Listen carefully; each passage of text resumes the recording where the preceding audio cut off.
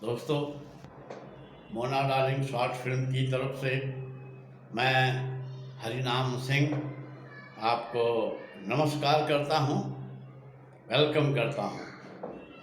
दोस्तों, आज हमारे मुंबई शहर में गणेश जी का विसर्जन है और पटाखों की आवाज़ भी सुन रहे हैं, लेकिन बहुत ही अनुशासित तरीके से हो रहा है।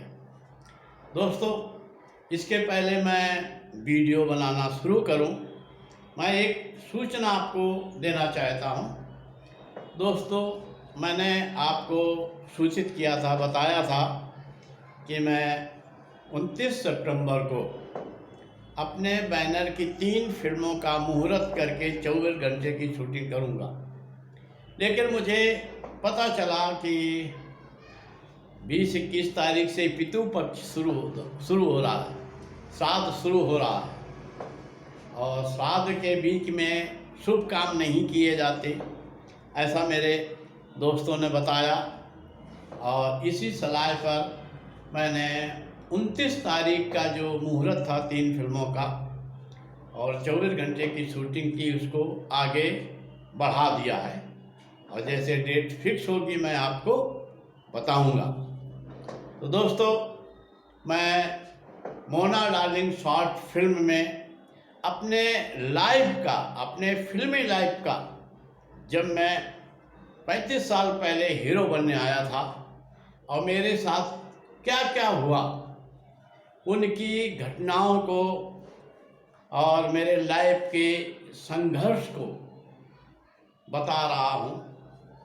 दोस्तों, पिछली बार हमने बताया था कि मैंने किसी भी तरीके से खूनी डाकुला की शूटिंग पूरी की और मैंने आपको महान कलाकार भगवान दादाजी के बारे में भी बताया था। और दोस्तों, आज भी मैं कुछ ऐसी घटनाएं के बारे में बताना चाहता हूं कि जब मैं खूनी डाकुला की शूटिंग करता था, जो मेरे साथ घटनाएं घटित हुई, जिससे मैंने सबक लिया और फिल्म इंडस्ट्री को भी सबक दिया और अनुशासनहीनता को भी लाइन पर लाया।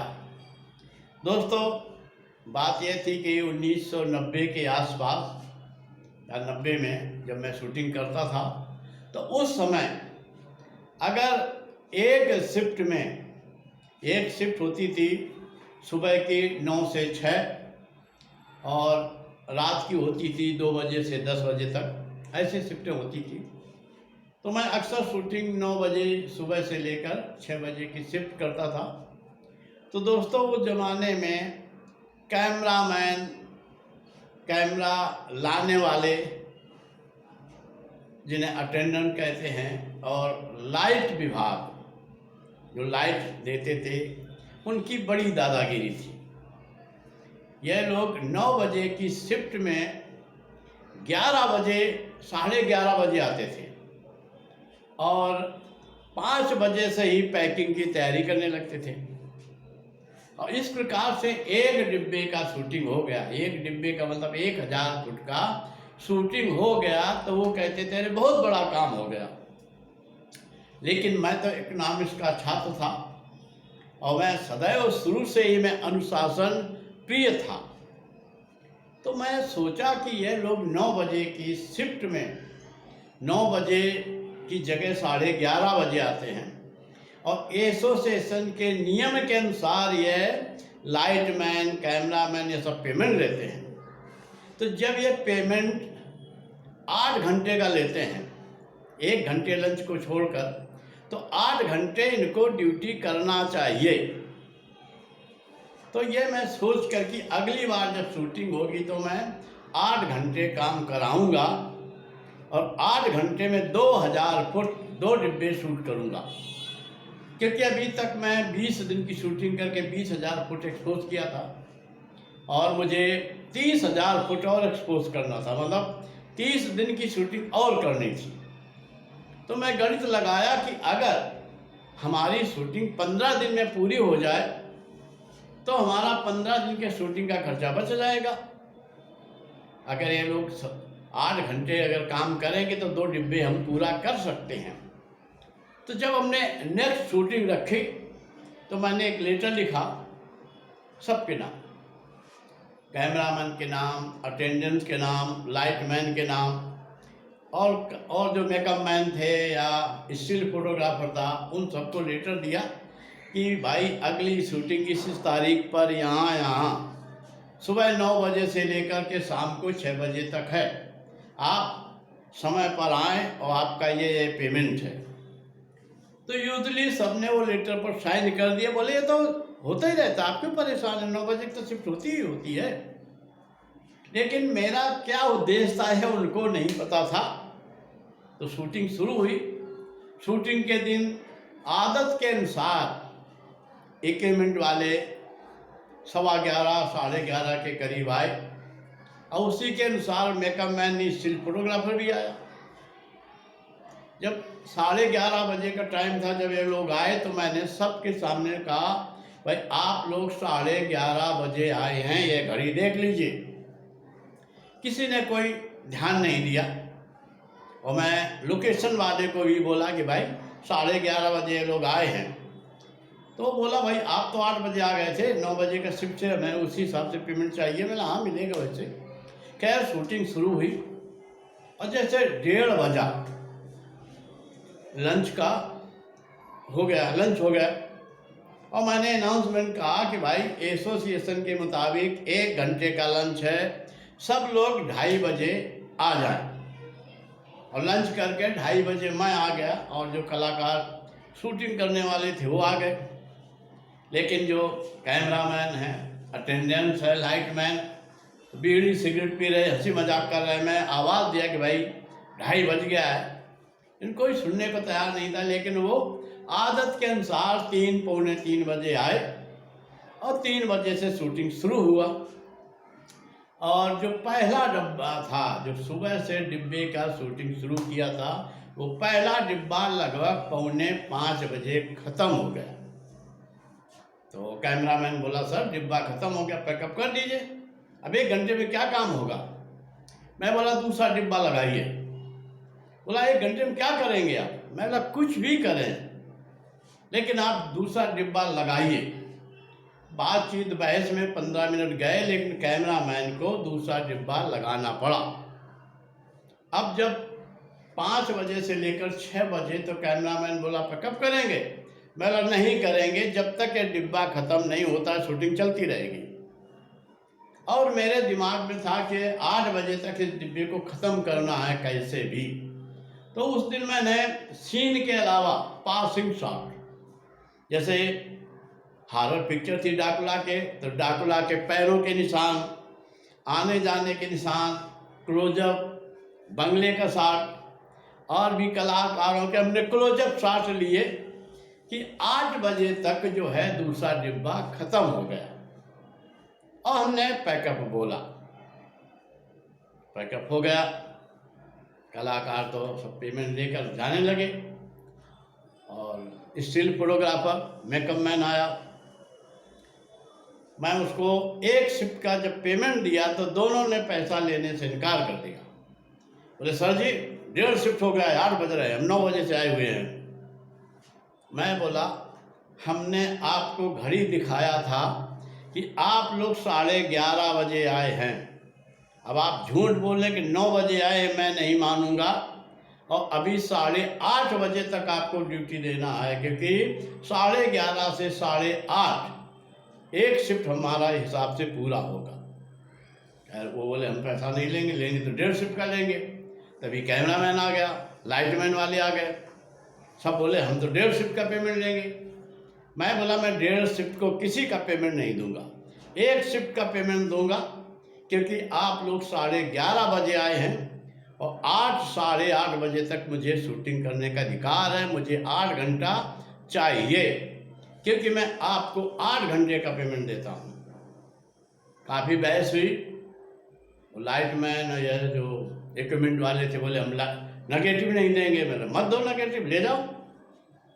अब लाइटमैन और ये तो नेगेटिव वापस ले गए कि हम लेकर जा रहे हैं। अब जो मेकअप मैन था, स्टिल फोटोग्राफर था, कि हमारे पास क्या बचा, जो नेगेटिव तो उनके पास है। तो हमें वो बोले सर हमें तो पेमेंट दे दीजिए, तो ले लीजिए। खैर बड़े मुश्किल में जब स्टिल फोटोग्राफर और मेकअप मैन ने समझा कि कोई और पैसा नहीं मिलेगा, तो उन्होंने एक शिफ्ट का पेमेंट लिया और चलते बने। अब वो जब चले गए तो मैंने एक लेटर लिखा कि इक्विपमेंट वाले ये सब लोग हमारा नेगेटिव 2 डिब्बा लेकर के जा रहे हैं। जब वो चलने के लिए हुआ टेम्पो, जिसमें सब सामान रखा था, टैक्सी वैक्सी, तो मैं बोला कि भाई आप नेगेटिव लेकर जा रहे थे, मुझे लेटर लिख करके दे दीजिए। बोले क्या है? मेरा पढ़ लो, उसमें लिखा है कि आप लोग हमारा नेगेटिव लेकर के जा रहे हैं। तो इक्विपमेंट वाले बोले, कैमरा वाले, लाइट वाले, कि हम लिख करके कुछ नहीं देंगे, आप ऑफिस में आओ, नेगेटिव का पेमेंट करो, नेगेटिव ले जाओ। मैं बोला अगर आप लिख करके नहीं देंगे तो मैं नेगेटिव आपको ले जाने नहीं दूंगा। बात बढ़ गई। 6 लाइटमैन थे, 2 कैमरा अटेंडेंट थे और 2 कैमरामैन और असिस्टेंट, वो 10, हम अकेले। बढ़ गए। बोले देखो कैसे आप जाने नहीं दोगे। जब बात झगड़े के आई तो मैंने मकान मालिक को आवाज़ दिया। मकान मालिक आया, बोला भाई साहब ये हमारा नेगेटिव लेकर के जा रहे हैं और लिख करके भी नहीं दे रहे हैं, हम पुलिस में जाएंगे तो आपका भी प्रॉब्लम होगा, इनको तो होगा ही होगा। तो मकान मालिक अच्छा था और दबंग भी था। बोला क्या बात है, जब नेगेटिव लेकर जा रहे तो लिख करके दो ना, कल नेगेटिव कुछ खराब हुआ, चोरी हुआ तो कौन जिम्मेदार होगा। तो बोले ये हमें पेमेंट दे दें, हम नेगेटिव दे दें। तो मैं बोला मैं तो पेमेंट दे रहा हूँ, ये पेमेंट ले ही नहीं रहे। तो बोले कम दे रहे हैं। मतलब कम नहीं दे रहे, हम 8 घंटे का पेमेंट दे रहे हैं। और 8 घंटे इन्होंने, ये 11:30 बजे आए थे। मकान मालिक से मैं बोला आप खुद गवाह हैं, 11:30 बजे आए थे तो 8:30 बजे रात तक इन्हें काम करना था, हमने तो जल्दी छोड़ दिया। खैर मकान मालिक दबंग था। लाइटमैन लोगों को बोला नेगेटिव सीधे साथ यहाँ रखो और एक शिफ्ट का पेमेंट लेना तो लो, नहीं तो जाओ। तो वो लोग लाइटमैन इक्विपमेंट वाले थे, एक शिफ्ट का पेमेंट लिया, नेगेटिव दिया और बोले हम आपके साथ काम नहीं करेंगे दोबारा। मैंने कहा कि मैं आप लोगों को दोबारा बुलाऊंगा ही नहीं। और दोस्तों इस प्रकार से हमने प्रेशर बनाया लाइट मैनों पर, लाइट वाले पर, कैमरा वाले पर और टेक्नीशियन पर, कि आप अगर 8 घंटे का पेमेंट हमसे लेते हैं, प्रोड्यूसर से लेते हैं, तो 8 घंटे काम करें। इसके बाद जब हमारी शूटिंग शुरू हुई तो मैं नया कैमरामैन लाया, नया कंपनी जिसका कैमरा और लाइट आती थी, तो उनसे हमने एग्रीमेंट किया कि आप 9 बजे की शिफ्ट में 8:45 बजे आएंगे और 6 बजे पैकअप करेंगे। और इस प्रकार से मैंने जो लाइटमैनों की, इक्विपमेंट वाले की दादागिरी ख़त्म की कि 2-2-2.5 घंटा लेट आते थे और कम काम होता था। और इस प्रकार से मेरी शूटिंग डेली 2 डिब्बे के होने लगी और 30 दिन की शूटिंग मैंने 15 दिन में पूरी की। और जो नई यूनिट आई, जो नया कैमरामैन आया, नया कैमरा लेकर आते थे, नए लाइट वाले, सब ने हमें सहयोग किया पिक्चर के बनाने में और फिर ऐसी कोई प्रॉब्लम नहीं आई। दोस्तों फिल्म के निर्माण के समय कई ऐसी प्रॉब्लम से गुजरना पड़ा, लेकिन जो प्रॉब्लम आती थी हम कानूनी समस्या का हल निकालते थे और कानूनी तरीके से रास्ता निकाल कर समस्या को हल करते थे और आगे बढ़ते थे। दोस्तों खूनी डाकुला के निर्माण में हमें बहुत सी ऐसी तकलीफ़ें आई हैं, क्योंकि मैं नया था, जानकारी नहीं थी, इसलिए मेरा शोषण सब कोई करता था और किसी भी तरीके से खूनी डाकुला को हमने शूटिंग पूरी की। आज दोस्तों मैं यही तक आपको बताता हूँ। अगले एपिसोड में और कोई समस्या जो मेरे साथ हुई थी उसके बारे में आपको बताऊंगा और शेयर करूंगा।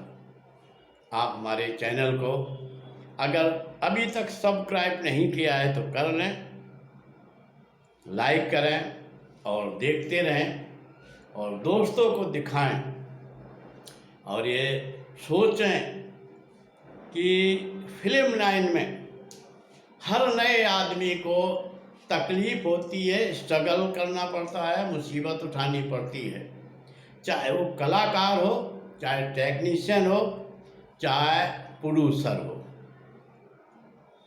नमस्कार।